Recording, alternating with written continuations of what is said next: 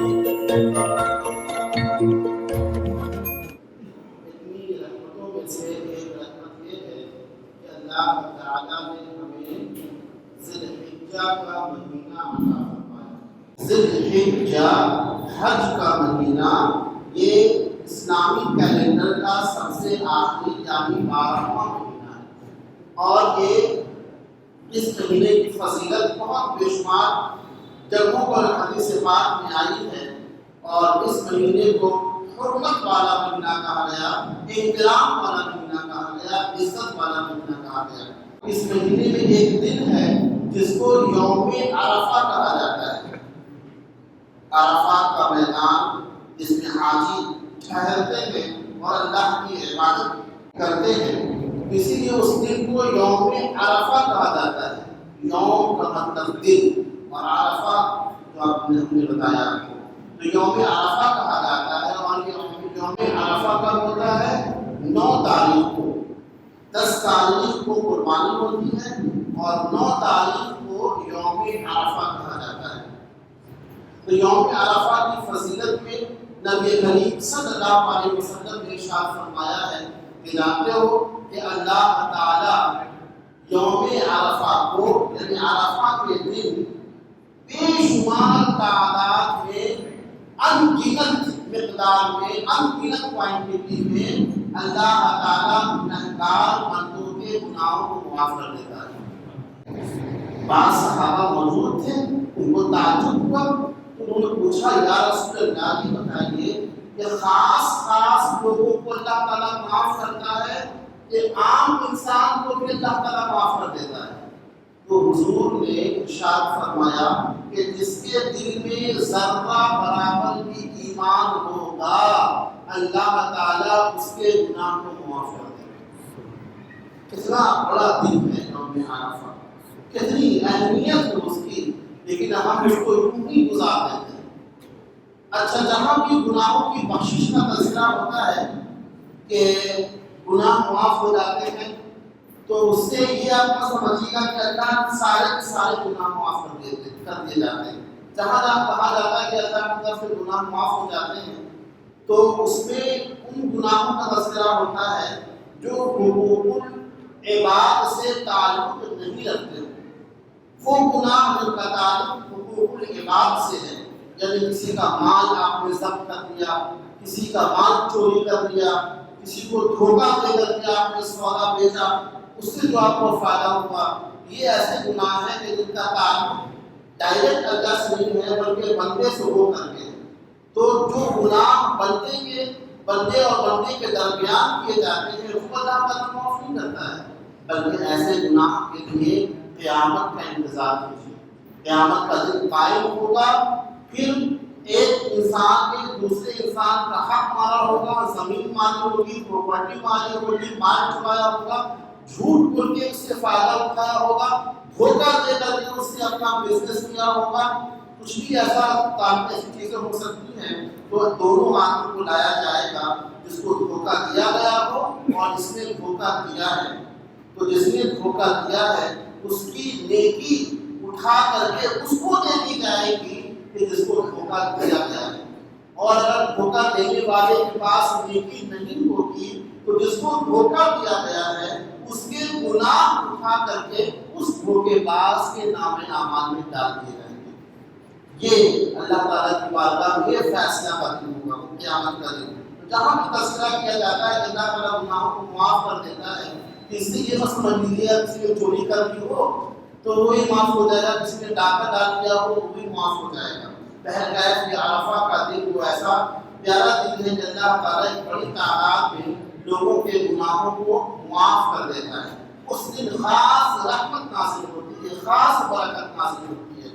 اور دوسری حدیث میں نبی کریم رؤوف رحیم صلی اللہ علیہ وسلم نے ارشاد فرمایا کہ عید الفطر والی رات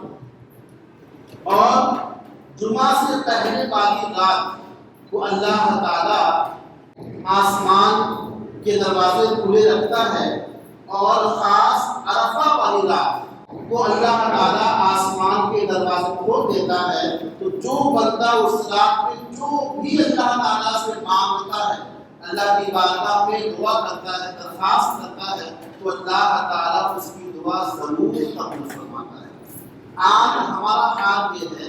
کہ تھوڑی سی مصیبت ہوتی ہے، تھوڑی سی پریشانی ہوتی ہے تو ہم دنیا داروں کے دروازوں کا چکر کاٹنا شروع کر دیتے ہیں، جس سے ہم پیسہ مانگ رہے ہیں، جس سے ہم مدد مانگ رہے ہیں، جس کے پاس ہم سورس کے لیے پیسے کے لیے جا رہے ہیں، تو جس ذات نے جس کو یہ طاقت دی کہ جو آدمی میری مدد کر رہا ہے اس کو مدد کرنے کی طاقت دینے والا کون ہے، اس کو پیسہ کس نے دیا، اس کو دولت کس نے دی، وہ ذات اللہ تعالیٰ کی ہے۔ تو اللہ تعالیٰ کا دربار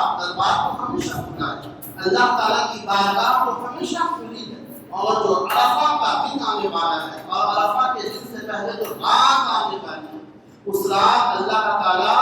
آسمان کے دروازے کھولتا ہے اور 9 دفعہ کھولتا ہے، اور اس بات کا انتظار ہو رہا ہوتا ہے کہ ہے کوئی مانگنے والا جس کو دیا جائے، ہے کوئی روزی کا طلبگار اس کی روزی میں برکت ڈال دی جائے، ہے کوئی پریشان حال اس کی پریشانی دور کر دی جائے، ہے کوئی قرضدار جس کا قرضہ ختم کر دیا جائے، ہے کوئی بیمار جس کو شفا دے دی جائے، ہے کوئی لاچار جس کو صحت دے دی جائے، تندرستی دے دی جائے۔ تو یہ اللہ کی بارگاہ سے باضابطہ اعلان ہو رہا ہے۔ لیکن اللہ کے بندے کیسے ہیں جو دنیا داروں کے دروازوں پر دستک دینا، دنیا داروں کے دروازوں کے سائے میں وقت گزار دینا تو برداشت کر لیتے ہیں، اور ان کی ٹھوکریں، ان کا دھتکارنا، ان کی ڈانٹ، ان کی ڈپٹ تو برداشت کر لیتے ہیں، لیکن اللہ تعالیٰ کی رحمت لینے کے لیے تیار ہیں۔ یہ ہم کدھر جا رہے ہیں؟ اللہ تعالیٰ کی رحمت آج کے شب میں، عرفہ کے شب میں بندوں کے لیے کھلی ہوئی ہے، تاکہ اللہ کے بندے اللہ کی بارگاہ میں جو بھی مانگیں گے اللہ تعالیٰ ان کی مراد کو پوری کر دے گا۔ یہ عرفہ کا دن بہت ہی اہمیت والا ہے، فضیلت والا ہے، اور اس دن کا روزہ پچھلے جمعہ کو بتایا گیا تھا کہ جو پہلا عشرہ ہوتا ہے، پہلا جو 10 دن ہوتا ہے بقرعید کے مہینے کا، وہ کافی برکت والا ہوتا ہے۔ اس میں ایک دن جو انسان روزہ رکھتا ہے اسے 1 سال کے روزے کا ثواب ملتا ہے۔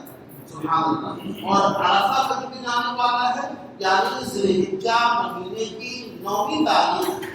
اس دن جو انسان روزہ رکھتا ہے اس روزے کی فضیلت یہ ہے کہ اس دن میں ایک دن سے اگر وہ روزہ رکھتا ہے تو اسے 1000 دن کے برابر روزے کا ثواب دیا جائے گا۔ یہ اللہ تعالیٰ کی رحمت ہی تو ہے۔ اللہ تعالیٰ کی رحمت بہانہ تلاش کرتی ہے، مغفرت ہو جائے، میرے بندوں کی بخشائش ہو جائے، میرے بندوں کے گناہوں کی معافی ہو جائے، لیکن ہائے اللہ کا بندہ وہ دنیا طلبی میں،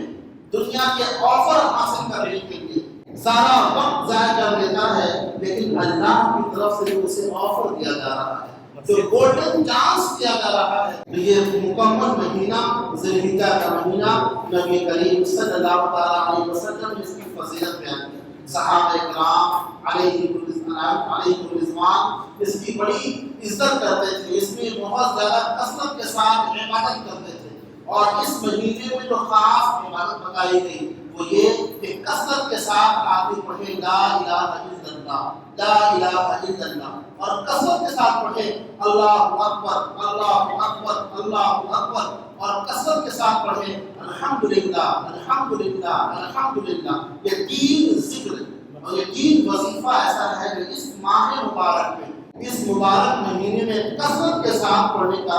ذکر حدیث پاک میں آیا ہے۔